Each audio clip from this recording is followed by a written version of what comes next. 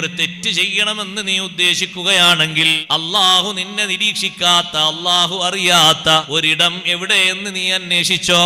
എന്നിട്ട് നീ ആ തെറ്റിന് വേണ്ടി പദ്ധതി ആവിഷ്കരിച്ചോ.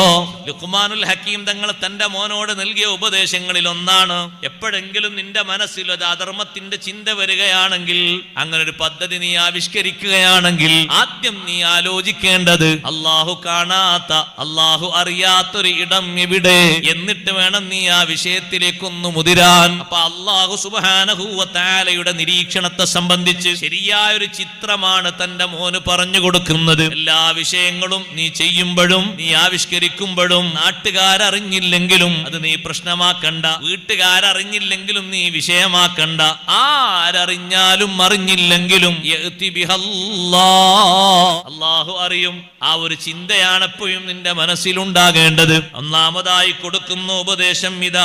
എത്രമാത്രം കനമാർന്ന ഉപദേശം. ചെയ്യുന്നത് എത്ര ചെറുതാണെങ്കിലും എത്ര വലുതാണെങ്കിലും നന്മയാണെങ്കിലും തിന്മയാണെങ്കിലും, ഇൻ തകും മിസ്ഖാല ഹബ്ബത്തിൻ മിൻ ഖർദൽ ഫതകും ഫീ സഖറ, എത്ര രഹസ്യമായിട്ടാണെങ്കിലും മോനെ അല്ലാഹുവിനെ സൂക്ഷിക്കണം, അല്ലാഹുവിനെ ശ്രദ്ധിക്കണം. നീ എന്ത് അധർമ്മങ്ങൾ ചെയ്യുകയാണെങ്കിലും അല്ലാഹുവിന്റെ അറിവുണ്ട്, അല്ലാഹുവിന്റെ നിരീക്ഷണം ഉണ്ട്.